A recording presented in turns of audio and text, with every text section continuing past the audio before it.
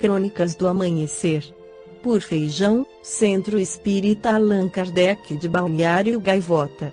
25 de março de 2022. Ex-assistente de Einstein afirma que físico teórico visitou disco voador e viu autópsia de ET. Parte 1. Shirley Wright, ex-assistente de Albert Einstein, afirmou que o físico teórico fez uma visita guiada a um disco voador que havia caído em Roswell, no Novo México, nos Estados Unidos. A mulher ainda revelou que o criador da teoria da relatividade também acompanhou a autópsia do corpo de um alienígena. A ex-assistente detalhou o que eles viram em uma série de gravações feitas pouco antes de sua morte, em 2015, e que se tornaram públicas somente agora. De acordo com ela, a nave alienígena, que supostamente havia caído em julho de 1947, parecia danificada de um lado. Era em forma de disco, uma espécie côncava. Seu tamanho chegava a um quarto do chão do hangar. O corpo da nave era o que eu chamaria hoje de um material bastante refletivo, mas quando você se aproximou dele, era bastante opaco. Eles estavam muito curiosos sobre quais eram os materiais, contou. A suposta espaçonave estaria cercada de guardas, fotógrafos e especialistas que a estudavam.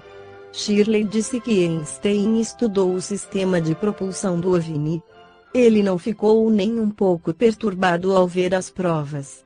Não registrei nas minhas anotações seus comentários iniciais, mas ele disse algo no sentido de que não ficou surpreso que eles tivessem vindo à Terra. Deu-lhe esperança de que pudéssemos aprender mais sobre o universo. O contato, disse ele, deve ser um benefício para ambos os mundos, comentou. Alguns dos especialistas puderam olhar mais atentamente, incluindo o meu chefe.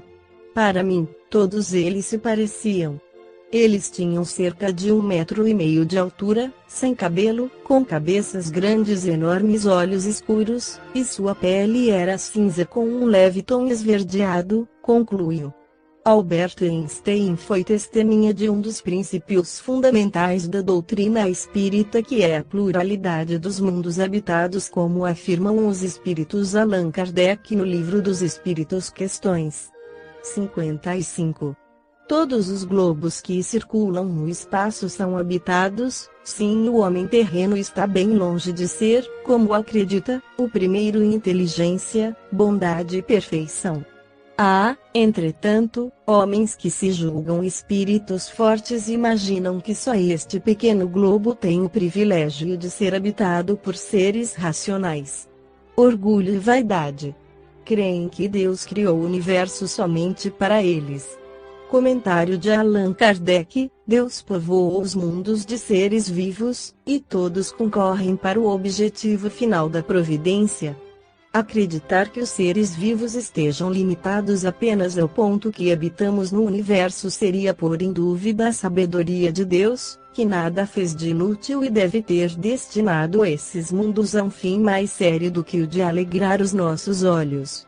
Nada, aliás, nem na posição, no volume ou na constituição física da Terra, pode razoavelmente levar-nos à suposição de que tenha privilégio de ser habitada, com exclusão de tantos milhares de mundos semelhantes. 56. A constituição física dos diferentes globos é a mesma? Não, eles absolutamente não se assemelham. 57. A constituição física dos mundos não sendo a mesma para todos, os seres que os habitam terão organização diferente, sem dúvida, como entre vós os peixes são feitos para viver na água e os pássaros, no ar. 58. Os mundos mais distanciados do Sol são privados de luz e calor, de vez que o Sol lhes aparece apenas como uma estrela. Acreditais que não há outras fontes de luz e de calor, além do Sol. Não tendes em conta a eletricidade, que em certos mundos desempenha um papel desconhecido para vós e bem mais importante que o que lhe cabe na Terra. Aliás, não dissemos que todos os seres vivam da mesma maneira que vós, com órgãos semelhantes aos vossos. Comentário de Allan Kardec: as condições de existência dos seres nos diferentes mundos devem ser apropriadas ao meio em que têm de viver. Se nunca tivéssemos visto peixes, não compreenderíamos como alguns seres pudessem viver na água. O mesmo acontece com outros mundos, que sem dúvida contêm elementos para nós desconhecidos. Não vemos na Terra as longas noites polares iluminadas pela eletricidade das auroras boreais?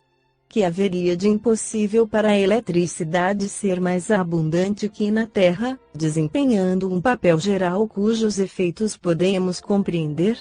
Esses mundos podem conter em si mesmos as fontes de luz e calor necessárias aos seus habitantes. Esta foi a crônica do amanhecer de 25 de março de 2022. Por Feijão Centro Espírita Allan Kardec de Balneário Gaivota. Que a paz esteja com todos.